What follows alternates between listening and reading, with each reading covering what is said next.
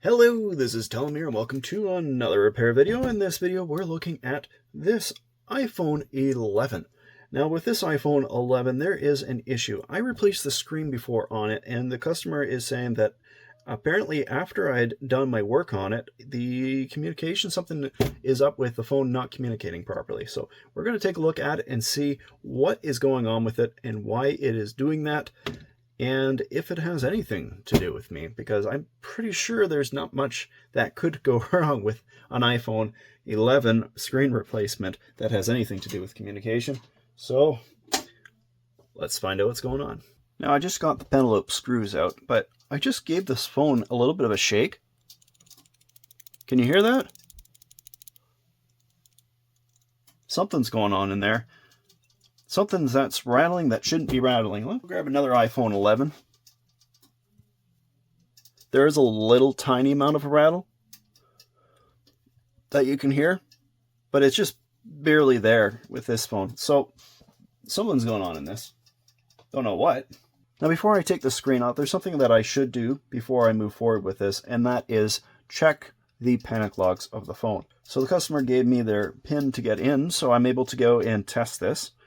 I have the panic log analyzer up on my screen. Got it plugged in. I'm going to hit trust and let's see what it's saying on the computer. First of all, we see that it is saying the information, the serial number, etc. Let's read the logs. We have panic logs. One panic log from yesterday. No, yesterday, actually, from 2 days ago. Another one directly from yesterday. So what are these all about?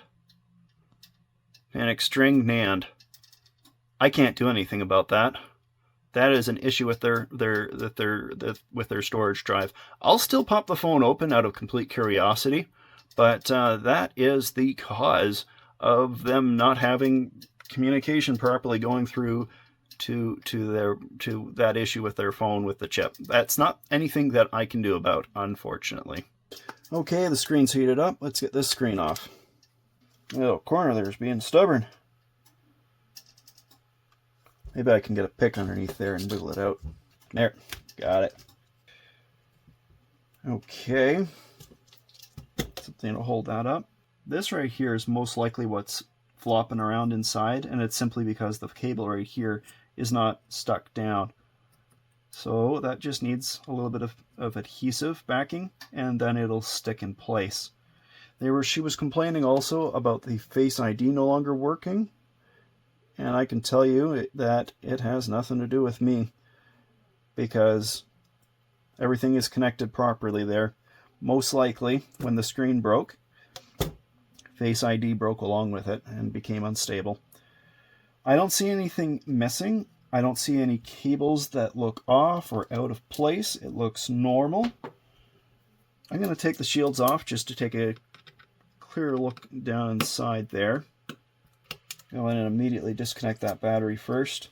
Okay, what do we see? I'm going to zoom in. All the connectors look fine.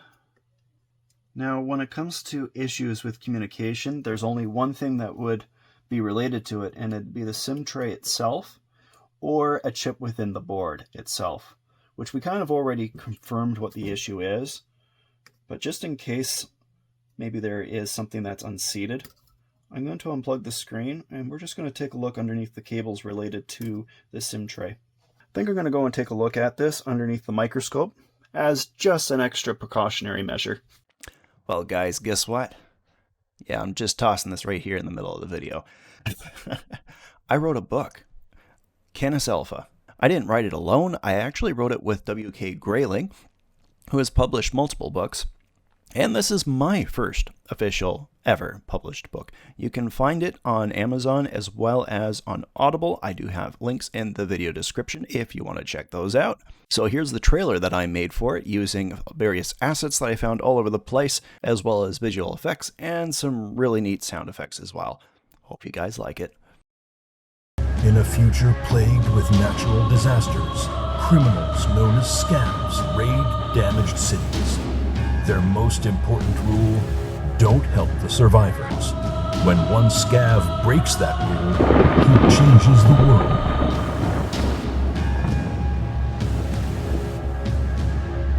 back to the video. Now there is something that I noticed that I didn't show in the repair shop, is this little lens right here. Just focus in on it. This is part of the Face ID system. And I'm noticing that there is some debris on that lens. And if that lens is dirty, it can cause issues with Face ID failing. So just out of pure curiosity, let's give it a clean and see if that fixes the issue with the Face ID not working properly. Switch over after cleaning it with a little bit of 99% isopropyl alcohol. You just give it a nice buff, a nice clean. There we go. Nice and sparkly there. That's how it should look. Now let's take a look around at the rest of the phone. I'm just going to be looking at the connectors. That connector looks quite fine. That is the connector for the Face ID as well. So we see that, that's fine. That connector and this one as well, these are both for the screen. So if one of these connectors was not doing what it was supposed to be doing, it looks like there's a piece of material in there. There we go. Not like it's a big deal, but if there had been an issue with one of these pins or something like that, then there would have been an immediate issue with the screen itself not working properly. Since we know that the screen is working properly, we know that there is no issues there. So we go along here and we see this is the cable for the SIM tray. And if there is some sort of issue with the SIM tray, generally speaking, that would cause a communication failure. Just remember back to the fact that the only reported issue that I saw from the computer reading the panic logs from the phone was that there was a NAND issue. And if it says that there's a NAND issue, there is only one thing that indicates, as far as I know, and that is that there is an issue with the storage drive. That's a bit more space to work with. I need it to be in real close just to look at the connector. So I'm gonna get this connector up. Let's take a look at what's going on down there. This I goofed. I just remembered this connector is nothing to do with the SIM tray. This connector has to do with the charge port. Underneath here is this big plate, and this right here is covering over the connectors for the SIM tray. I didn't do anything to that SIM tray. I was only replacing the screen, so there's no way that it would have anything to do with me. But just in case, I'm going to remove that shield. We're going to take a look at those connectors. What do we see underneath? I don't see any issues. Cables look fine. I don't remember which one of these cables is connected to the SIM tray, so I'm just going to check them all. And you can clearly see that one is quite clean. There's nothing wrong there. I was not in this area. I was only working on a screen replacement. This is in a no man's land part, and I don't really need to be poking around here. But I'm checking all my bases just in case. This one right here, if I'm remembering correctly, is for the wireless charging unit. Wireless charge coil. Yeah, that definitely looks like it. I'm going to plug that back in immediately. And then there's this one here. I'm having some difficulties getting it to pop up. There, I think I've got it. I don't remember which one this is. I think this one is for the SIM tray, and this one is maybe related to the speaker. I can't remember. I might be the other way around. Either way, it's very clean. I don't see any issues with it either. All right, let's get that shield back in place. Okay, we got all those back together, and I've got all those basically, the connectors all back in place now. There's nothing else really to look at this point. There's nothing that I can fix. It is unfortunately is what it is. One final test. I've gone ahead and just plugged in my Wi-Fi information to test the Wi-Fi. I already also put my own SIM card as well into the phone, and it worked fine. I didn't see any particular issues, but I currently do have it plugged in to the computer. I'm opening up Bing because it's got pictures and lots of articles and stuff that can really push the connection. So that's why I got there. The other option is to use YouTube, I guess. All right, still no issue. Speakers are a little bit tinny sounding, but that's not anything to do with me. I don't see any issues here. At this point, I'm just going to try again to read logs on the computer for the iDevice panic log analyzer. No panic logs found. Still, there is a possibility maybe that there might be an issue with the customer's SIM card itself. It's not picking up that NAND issue anymore. I don't know what to say. I've looked at everything. I'm going to put the phone back together.